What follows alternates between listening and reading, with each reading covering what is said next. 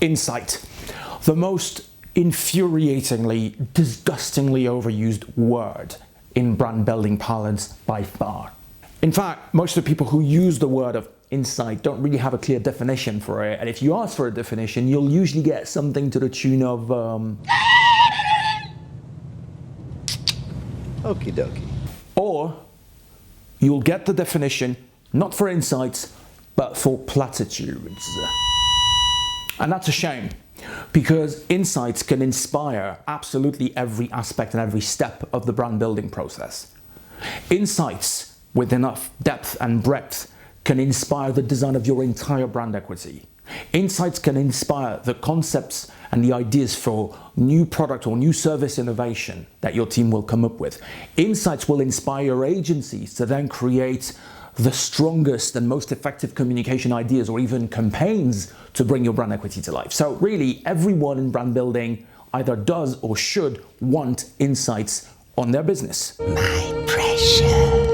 The problem is, in addition to the fact that not a lot of people actually know what an insight is, insights are typically difficult and a little bit time consuming to identify and then articulate in the most inspiring way.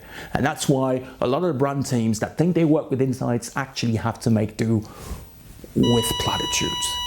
And so here are 3 tangible, practical ways to tell the difference between an insight and a platitude.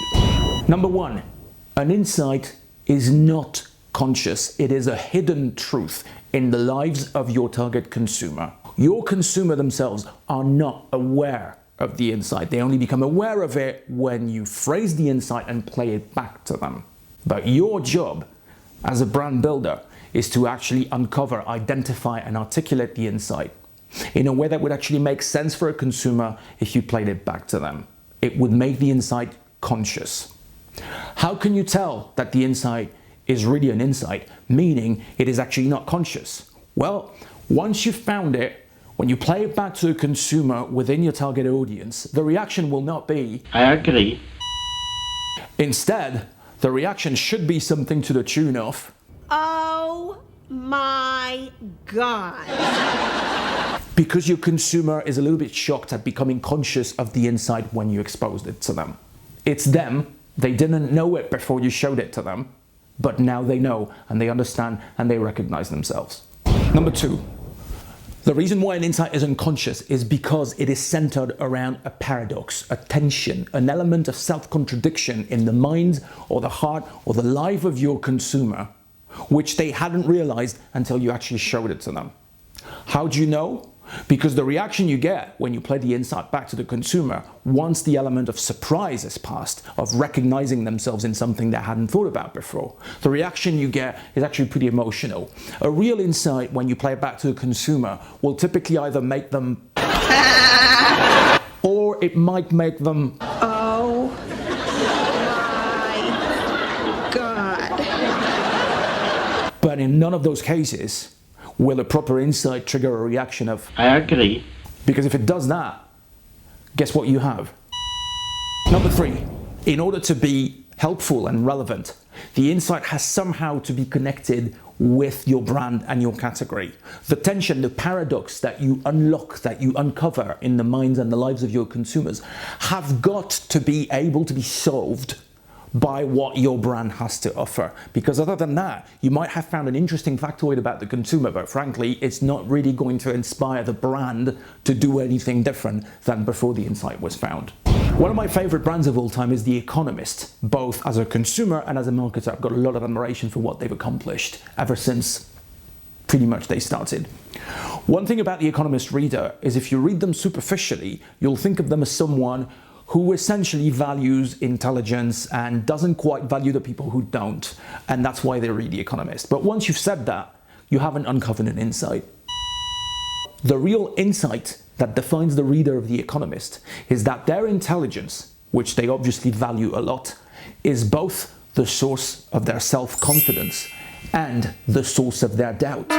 It's the source of their self-confidence because they recognize it as the driver of their professional success, and because frankly they've been brought up to believe that intelligence is everything. But it's also the source of their self-doubt, because they are acutely aware of the ever-growing quantity of information and facts and opinions around them in the world, to be constantly connected and reconnected in order to make sure that you stay on top of everything that's happening in the world and that you understand it as best you can. And it is their discomfort in the presence of that ever-growing quantity of information for them to process that makes them doubt whether they are intelligent enough in their own eyes and frankly in the eyes of other people. Typically, these are people who will have massive cases of the imposter syndrome. And so, with the reader of The Economist, their intelligence is both the source of their self-confidence and the source of their doubt. That is an unsolvable paradox for that particular consumer.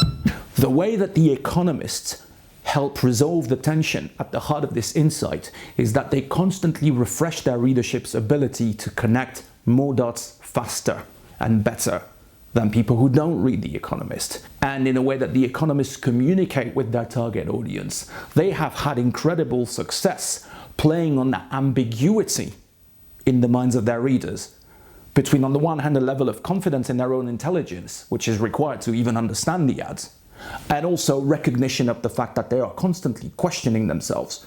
Am I intelligent enough? Do I think well enough? Do I know enough? And that's why the brand has done such an incredible job of leveraging that insight and building their entire success upon it. How you gonna do that? How you gonna do that? Now, the prerequisite for you to find insights is first of all to spend time with your consumer, which honestly is the core of the brand building job. It is about understanding people better than they understand themselves, so that you can find the connections between their hidden aspirations and what your brand has to offer. And the second secret is to actually articulate the insights with absolutely the sharpest level of precision and depth, so that your agencies, your R&D teams, anybody who has anything to do with the brand understands the contradiction at the heart of the lives of those consumers that they are meant to help resolve for them. That's how you use insights for inspiration. Insights and not